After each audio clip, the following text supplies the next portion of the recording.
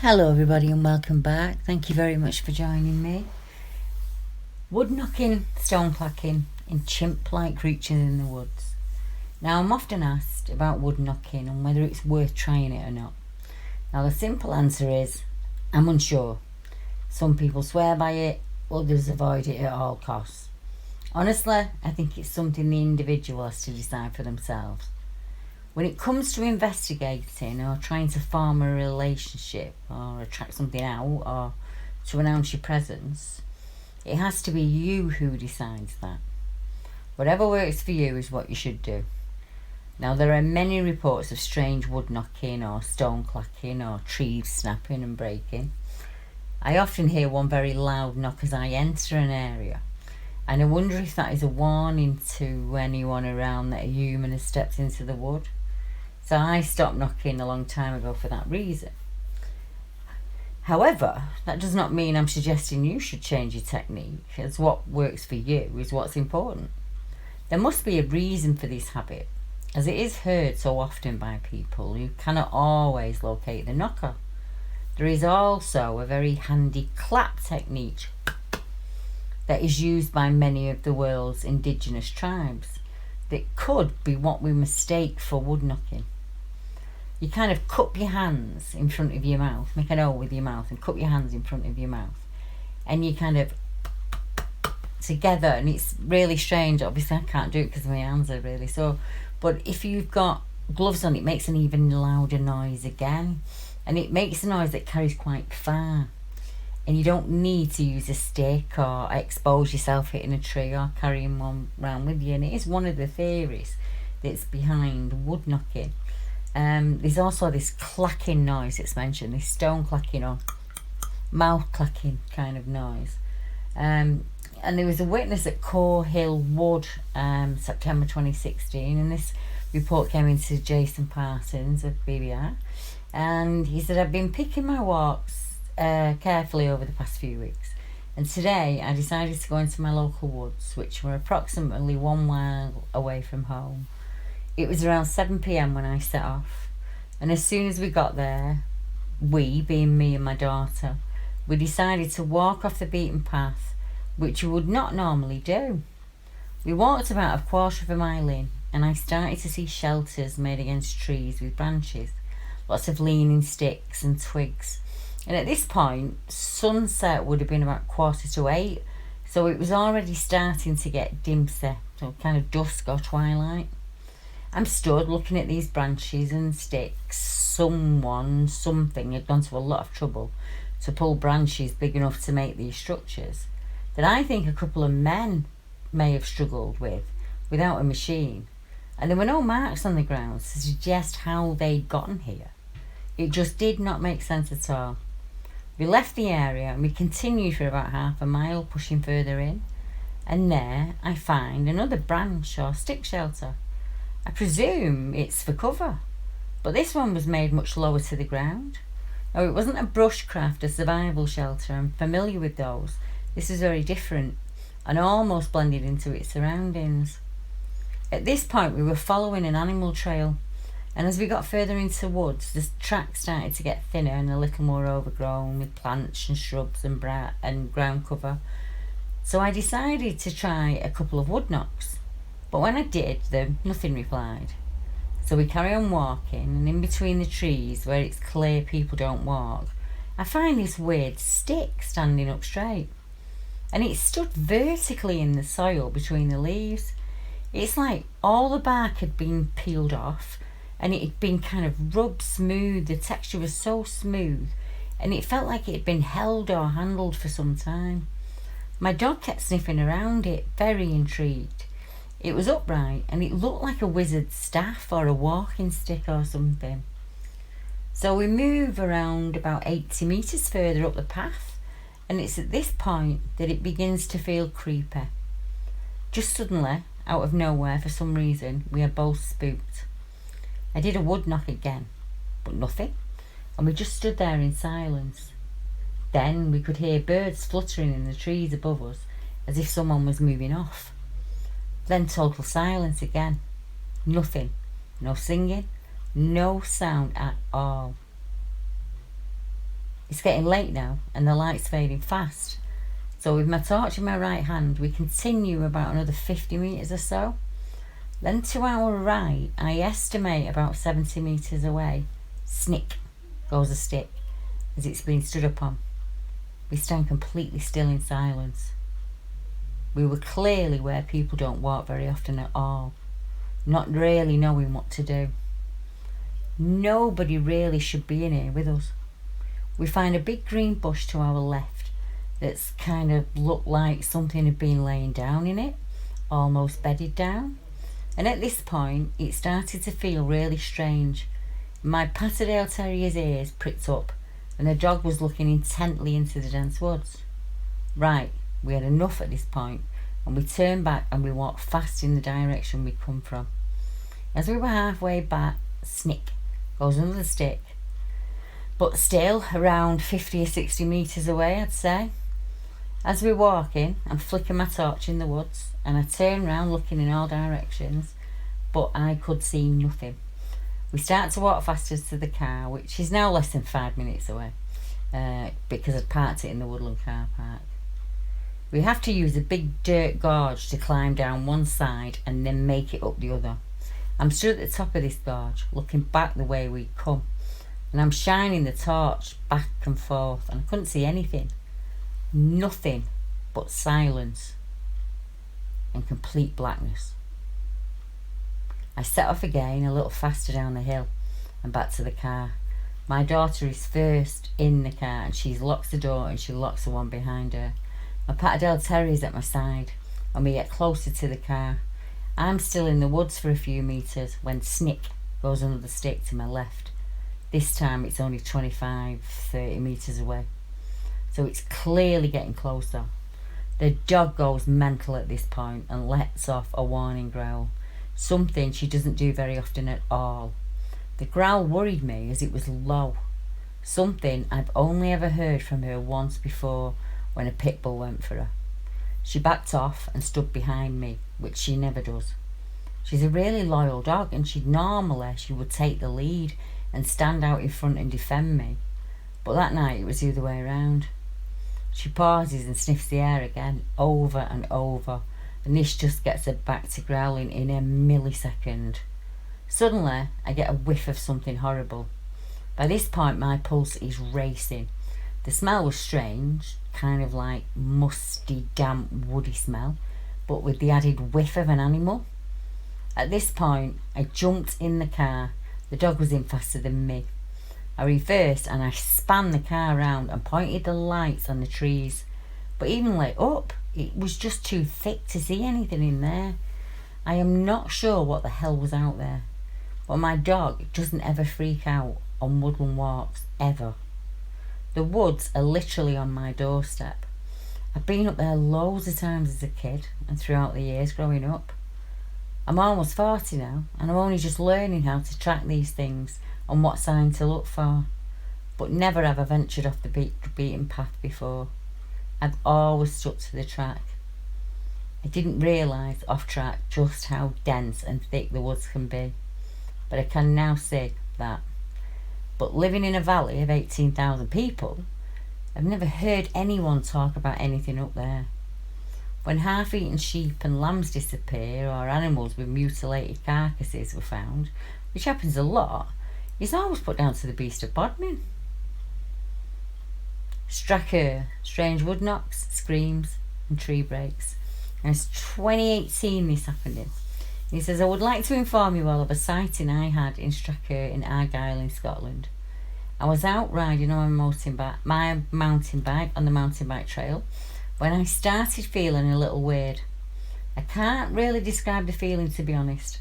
It was like I was being watched from the trees. As I was sorting my gear out for the bike, I could feel something watching my every move, and it was horrible. I got my stuff packed up as quick as I could, and I started cycling down the hill towards the village as quickly but as safely as possible. I did not want to go down there in these woods feeling like I was being watched and observed by an unseen animal.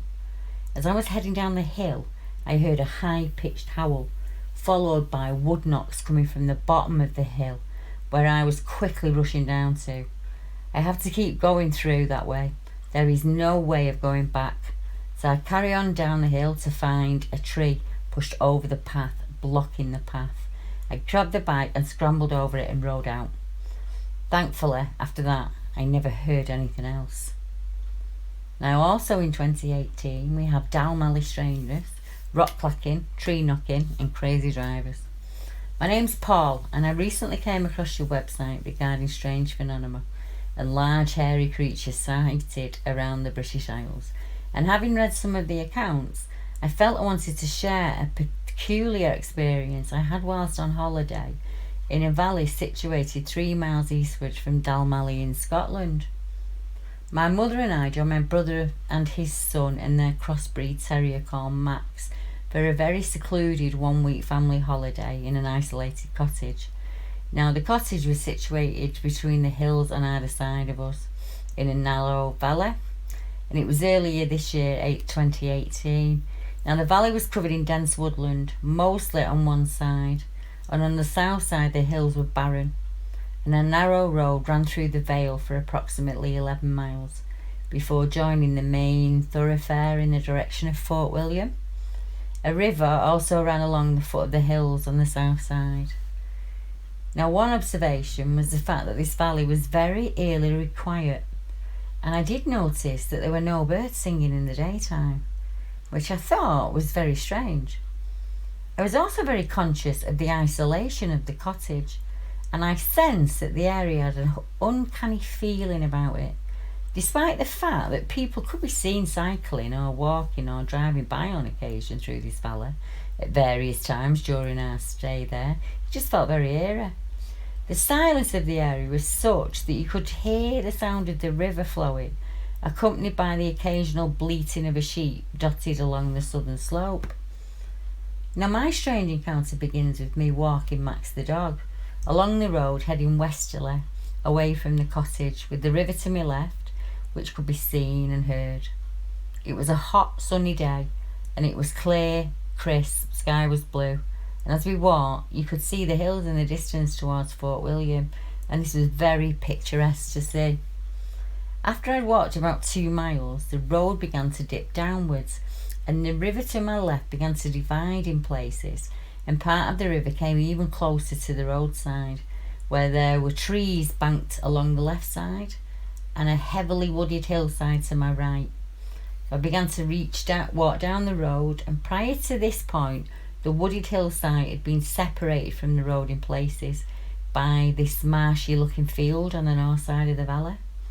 Now, however, the scenery had changed and the views in the distance had disappeared along with the view of the river, which had now become blocked in places due to a boundary of trees that aligned the roadway. It was at this point that I became suddenly aware of the intensity of the silence that surrounded me. Then suddenly, as I inched further forward under the trees that were now on either side of me, I heard the sounds of stones being tacked together, and this was followed by intermittent chipping sounds as if someone or something was using the stones to crush something. As I listened to this strange noise, I slowly moved forward to get a clearer view of the river, and I attempted to see who or what was making the noise. Although I could very well clearly see parts of the river, which had become much wider in expanse across the valley floor, I could not see who or what was bashing the stones together as I looked through the gaps in the trees.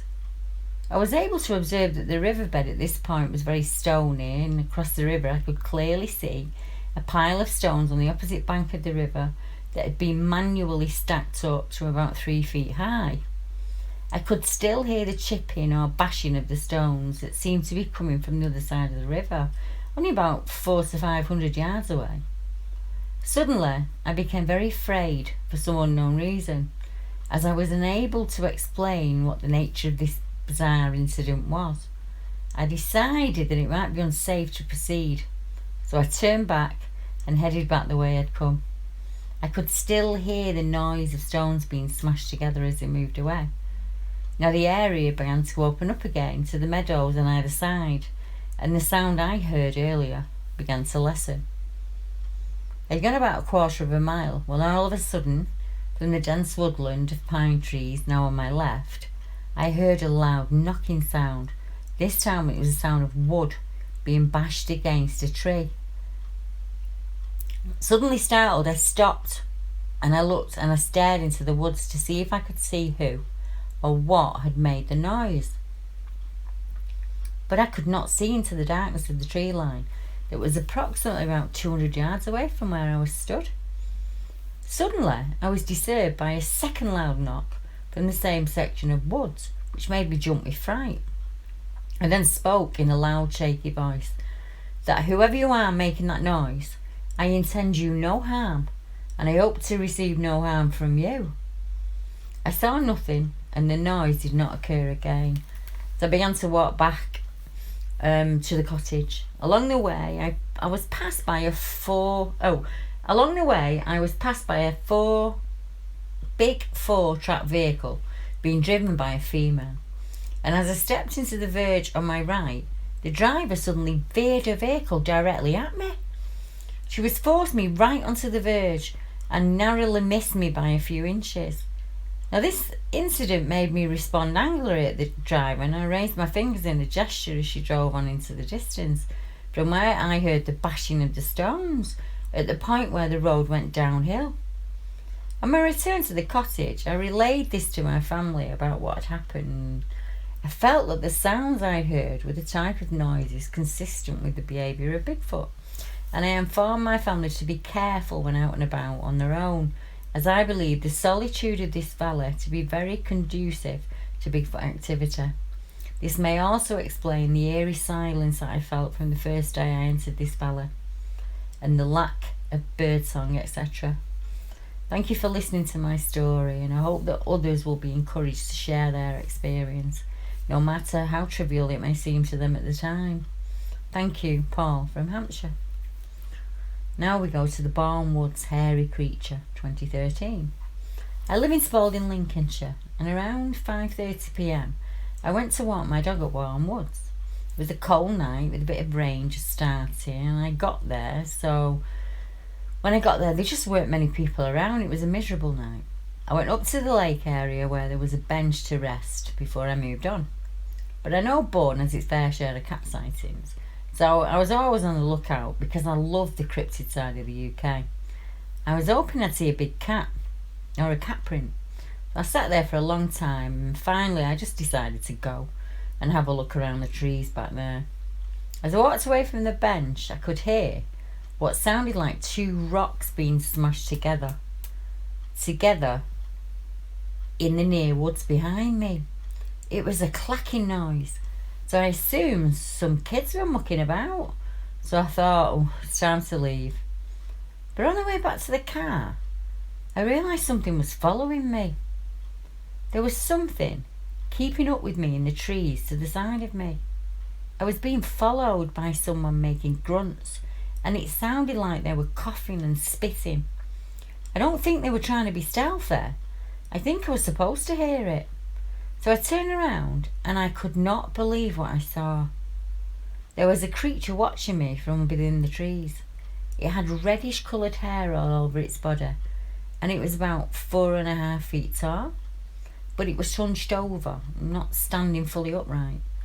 It was also crouching with a stick in its hand behind a tree, and it watched me for a second, and it sized me up and moved off into the trees, so I followed it. I don't know why I did that. I did it without thinking. I just walked off after it as it walked away, until it just seemed to vanish. It was nowhere to be seen. It was almost like it had just sunk underground. I finally realised I could be in danger, and I left scared and a bit confused. Woodknocks at night, 2016. Now, I was contacted by a lady who lives in the Chesterfield area in the UK, and the lady wished to report strange woodknocks coming from the wood line that is next to her property. Now, this is her account in her own words. On Thursday, I went outside to clean the Hoover Park, and it was quite late and about 2 a.m. in the morning, and I'm not a very good sleeper, and I'm usually up most of the night. so I catch up on odd jobs or the housework in the hopes of tiring myself out. I'd taken my vacuum apart and I was tapping the hoover part to clean it into the bin outside. When I stopped, I heard 3 very quick taps copying the noise that I had just made, and they came from the wood line next to the house. I was puzzled by this, but not scared, so I tapped again, and I got a similar reply. Now the weird thing about this was about 5 minutes before this tapping had happened, all 3 of my cats came flying past me, all together heading straight into the house, and not one of them went back out that night, and they stayed within the house, which is something they never do. I know I'm in the UK, but I have never heard this before, and I've lived here for several years now. Now the wood line is about 150, 200 feet from my home, and there's also a railway that runs through that wood. And I looked on the UK Bigfoot sightings map, and it seems that I live in one of the most reported sighting areas in the country. And I wondered if anyone else had this kind of experience, and could it be Bigfoot related? I would love to go out and check it out, but really, I wouldn't know where to start. Porter's Brae Wildman, hiding in the forest, 2015. Now this report came into Charmaine Fraser, and the incident occurred around the 1970s. And I know that's a while ago now, he says, but I've never forgotten about it. So even now, I'm confident about what's happened and what I saw. About 45 years ago, I was with my then girlfriend, and we were parked on a forestry road at the junction of Landykes Brae and Porter's Brae on the road to Cults. Now the area is heavy woodland and it's used for forestry. Now this junction we were parked up in is about 1.5 miles from Kenaway in Fife. I was parked about 300 yards up the tall Oyster Forestry Road, and the trees to the left of me had been cut down for about 50 yards, and the floor had been completely cleared up to the tree line, and all the wood and lumber had been stacked up at the side of the forestry road. Now there was a full moon and you could see right across the clearing to the standing trees, and my girlfriend said she saw something moving in the clearance, to which I said, it's no doubt it'd be a fox or a deer. After a while I fell asleep in the car, and I was well away until my girlfriend shook me awake and said, there's something moving behind the stacked trees next to the car, much closer than before, and it'd been moving around us for a while now. I wound the window down and I banged on the door on the outside, but the creature, or whatever it was unfazed. It never moved. I then jumped in the driver's seat and reversed the car so the headlights shone in the direction of this creature. To my shock and amazement, the creature stood up straight, and for only a second or two I could see it clearly. This thing stood around 8 feet tall, and it had a white grey chest and face, and the rest of its body was black. It looked at us one last time, and then it took off in the direction of the forest and vanished from sight. We were both confused, and we just sat there trying to think what it could have been. And then it came back. This thing started throwing sticks at the car. They weren't little sticks, and you could hear them hitting the car with a thud. Then we heard crashing going through a line of young beech trees near the car. We just drove out of there, and my girlfriend did not want to return. So I went back the next day with my brother, and we went to look for tracks or signs, but it had been raining and we found nothing. I later asked a man I know who worked all his life in these forests if he knew anything about what we saw, but he said he'd never come across anything like it. Woodknocks at Great Fen, October 89. I had a very strange encounter near the River Waveney on the Suffolk side of the border. I was walking along our field boundary, and from the other side of the ditch, about my head height, I heard 2 loud knocks on a tree trunk. I stopped to see what it was, and I heard very low and loud breathing. Now this breathing was only about 15 feet away. I could see nothing. I could hear it, but I couldn't see it.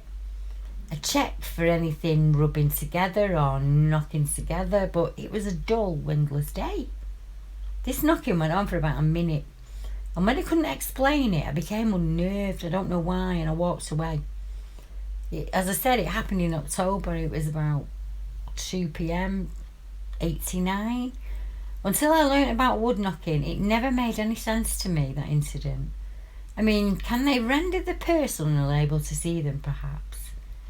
I feel the knocks were done to make me stop. That's the impression I got. And quite recently, I found a 4-stick formation in the shape of noughts and crosses. Has anyone seen anything similar to this? Also, I've had my name called out, and so has my mum. Tricks have been played on us. Our water butts are drained and turned off. I checked them for leaks, and there are none. Now, we live in a very quiet but remote area, and the landscape has changed little for generations. Woodlocks at Leapmore Forest. We've had some heavy snow here, and I had a day off, so I decided to spend an afternoon at Leapmore Forest in Clyde, just above the village of Inverkip. I thought that if there was any footprints, it would be easy to see them in the snow. I didn't see any footprints or any other evidence, and it was a very difficult forest to navigate through, as much of it is used by the Forestry Service, and the trees are packed very close together. I didn't see another soul the whole day I was up there, but I did have a very odd experience. I'd been imitating woodknocks using a technique some researchers use by cupping my hands together in front of my mouth, and some people believe this is what Sasquatch do rather than actually knocking on a tree. So for the first hour or so, I heard absolutely nothing. But at the top of the hill on the forestry edge, I tried again, and this time I received 2 woodknocks that came back from one part of the forest. Then about 5 seconds later, 2 knocks came from a completely different direction, and it was definitely not an echo, because the pitch of the knocks was different. I just wish I'd been recording at the time, but you live and learn. I don't want to make too much of it, but it certainly was odd, and after that I had the feeling I was being watched and I couldn't shake it. The Thornton Woodknocks and Noises, 2016. I was contacted by a fellow researcher, and he advised me of 2 strange incidents that could be wildman related, perhaps. Now, the witness knows of 2 friends, and the first friend goes walking and camping often up in Harwood, Thornton area, and he said that while he was camping alone in Thornton Woods, he was unsettled by sounds outside his tent. When he went to investigate and found nothing, he checked around the area, and when he returned to the tent, all the pegs had been pulled out. So he left and camped elsewhere, but he felt very uneasy about the whole experience. And the second gentleman told him about some people who went climbing up the crags at Thornton, and they heard woodknocks or sounds of woodknocking up there. Now, another report from the Thornton area came in on 2015, and it's about a terrible odour and crashing and banging within the woods. And I had an experience in Thornton Forest with a friend in June 2015. I didn't have a visual sighting as such, just the most god-awful smell and something crashing through the bush in our direction. We tried to search the area for some dead animal, but it was very thick and we found nothing. I go to this forest a lot, and I often feel like I'm being watched.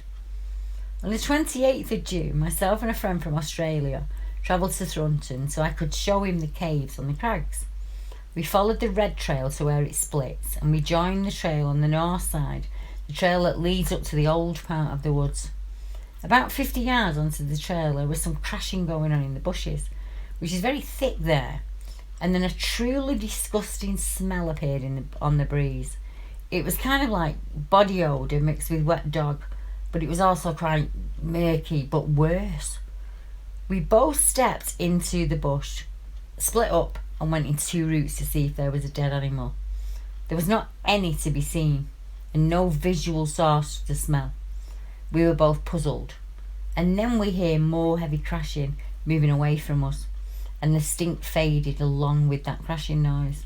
And we came out and we carried on up the crag for the rest of the day, coming back the same way with no trace of any odour or noise.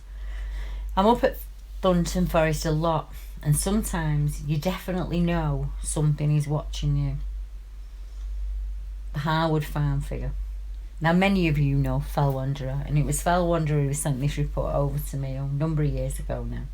And he said a farm worker recently revealed that he's seen something in Harwood Forest, Northumberland, and he spoke to Fell Wanderer about it.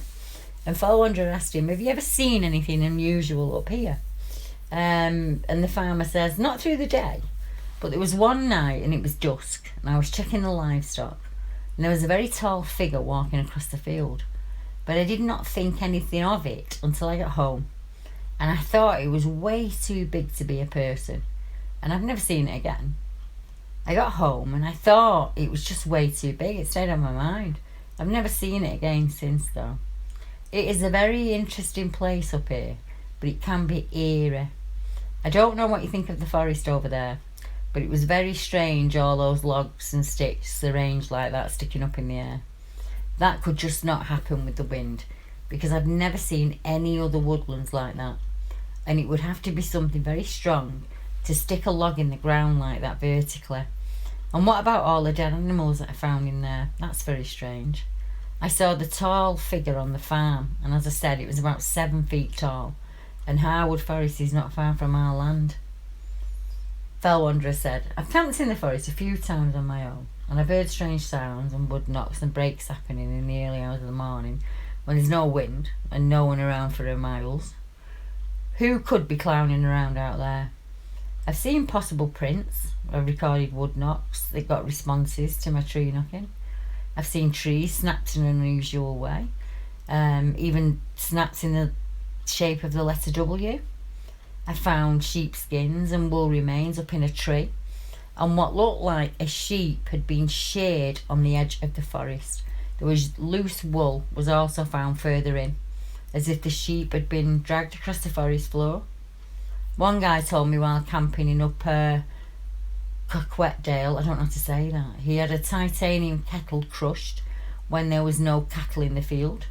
And another person, while camping at Thornton Woods, went to investigate a noise, and when he returned to his camp, found his tent messed with. I'd like to know more about the dark figure that you saw in the field, and if possible, the location and what time of year the sighting occurred, and anything else you can remember, said Fell Wanderer. We think that they move into the area in winter to take sheep, as there have been sheep remains found deep within that forest. And the farmer says, oh, I know what you mean about the sheep. They're very heavy to move, but I've never had the chance to go deep into that forest.